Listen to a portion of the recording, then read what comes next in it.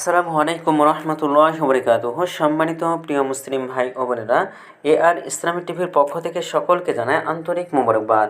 আশা করি সকলে ভালো আছেন। আমিও আলহামদুলিল্লাহ আল্লাহর রহমতে ভালো আছি।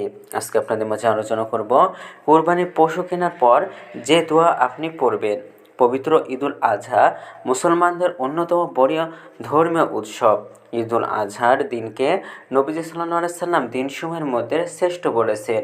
আব্দুল্লাহ ইবনে কুরত থেকে বর্ণিত, আল্লাহ রসুল সাল্লাল্লাহু আলাইহি সাল্লাম বলেছেন, দিনগুলোর মধ্যে আল্লাহর নিকট সর্বশ্রেষ্ঠ দিন হলো নহরের দিন অর্থাৎ কোরবানির প্রথম দিন, এর পরের দিন অর্থাৎ কোরবানির দ্বিতীয় দিন। সুনানে আবু দাউদ শরীফ। ঈদুল আজহার সবচেয়ে গুরুত্বপূর্ণ আমল হলো পশু কোরবানি। প্রাপ্তবয়স্ক সামর্থ্যবান পুরুষ এবং নারীদের ওপর ঈদুল আজহায় পশু কোরবানি করা হলো ওয়াজিব। আল্লাহ তাঁর প্রিয় রসুলকে নামাজ আদায়ের সাথে কুরবানি করার নির্দেশ দিয়ে বলেছেন, নিশ্চয় আমি তোমাকে কাউসার দান করেছি, সুতরাং তোমার রবের উদ্দেশ্যে সালাত আদায় করো এবং কুরবানি করো। নিশ্চয় তোমার প্রতি শত্রুতা পোষণকারী বীরধ্বংস। সূরা কাউসার। আরেক আয়াতে আল্লাহ তাআলা বলেন, প্রত্যেক জাতির জন্য আমি কোরবানির নিয়ম করে দিয়েছি, যাতে তারা আল্লাহর নাম উচ্চারণ করতে পারে। সে সমস্ত জন্তু তিনি রিজিক হিসাবে দিয়েছে সেগুলোর উপর।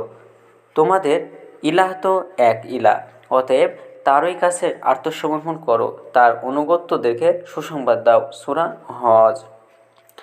হযরত আবু হুরায়রা রাদিয়াল্লাহু তাআলা হতে বর্ণিত, আল্লাহ রাসূল সাল্লাল্লাহু আলাইহি সাল্লাম বলেছেন, যার কুরবানি করার সামর্থ্য রয়েছে কিন্তু কুরবানি করে না, সে যেন আমাদের ঈদগাহে না আসে।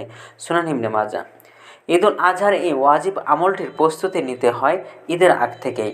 কোরবানির পশু কেনার জন্য অর্থের সংস্থান করা, যাচাই বাছাই করে পশু কেনা, পশু জবাই এবং গোশত সংগ্রহের জন্য প্রয়োজনীয় ব্যবস্থাপনা ইত্যাদি কোরবানির প্রস্তুতি হিসাবে আমরা করে থাকি। আমরা যদি এই কাজগুলো করার সময় আল্লাহর সন্তুষ্টি লাভের নিয়ত করি, অন্তরকে আল্লাহমুখী রাখি, তাহলে একটি গুরুত্বপূর্ণ ইবাদতের প্রস্তুতি হিসাবে এসব কাজের জন্য আল্লাহ তাআলা আমাদের সওয়াব দান করবেন ইনশাআল্লাহ। তাই কোরবানি প্রস্তুতিমূলক কাজগুলো করার সময়ও নিয়ত এবং দোয়ার মাধ্যমে অন্তরকে আল্লাহমুখী রাখা উচিত। আলেমরা বলেন, কোরবানির পশু কেনার পর এই দোয়াটি পড়া হলো উত্তম। আল্লাহুম্মা হাজিহি মিনকা ওয়ালাকা তাকাব্বালহা মিন্নি। অর্থ হলো, হে আল্লাহ, এই পশুটি আপনার পক্ষ থেকে এবং আপনার জন্যই, আপনি এটি আমার পক্ষ থেকে কবুল করে নিন। হাদিসে এসেছে, আল্লাহ রাসূল সাল্লাল্লাহু আলাইহি সাল্লাম পশু জবাইয়ের সময় এ দোয়া পড়তেন। সহিহ মুসলিম শরীফ।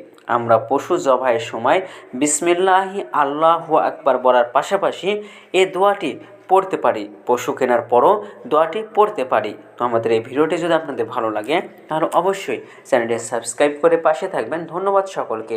আসসালামু আলাইকুম ওয়া রাহমাতুল্লাহি